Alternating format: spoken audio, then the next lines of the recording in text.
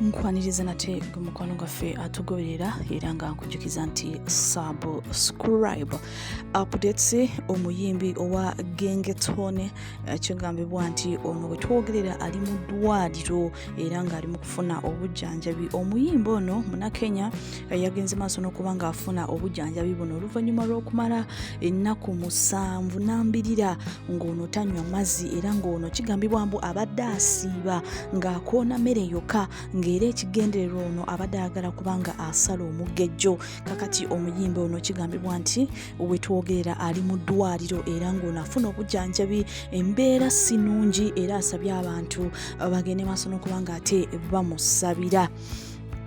Updates endala ekifaananyi kizuuliddwa ekyaleetera rapper Sass ow'e UK okubanga bamudipotinga ne bamuzaayo e UK. Kakati ekifaananyi kino mulimu curtain mu kiyungu, mulimu ne oven era nga kigambibwa nti bino ebibiri bye byaleetera rapper ono okubanga ate bamuzaayo e UK. Kakati rapper ono yadduka n'ava e UK n'agenda mu ggwanga erya Kenya era nga kigambibwa nti rapper ono yali adduse obutemu, yakola obutemu, balina omuntu gwe baatemula ye ne munne era kye baakola kwe kusibamu ebyanguwa ne baddukira mu ggwanga erya Kenya. Kakati ababiri bano baali beekweseeyo nga bakola videos ezivuma omuntu ezivuma omufu ezimwogera amafuukule kwegamba n'okumuswazaswaza n'okumusonkereza n'ebirala eby'enjawulo. Kakati rapper ono kigambibwa nti bwe twogerera ye baamusalira emyaka 23 mu kkomera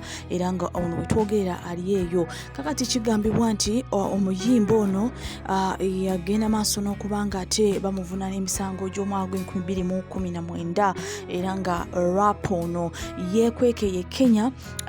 Baagenda maaso n'okuba nga bamukwata okusinziira ku we yali ayimiridde. Waliwo tiles ez'enjawulo, oven, ekika kya oven ne curtain ebyali mu nnyumba bye byagenda maaso n'okuba nga bakola okunoonyereza oven yavaawa, yagigula, amanya gaali mu ani yagula, bintu we bityo. Kakati bino byonna byagenda maaso n'okuba nga ate bikwasa rapper ono.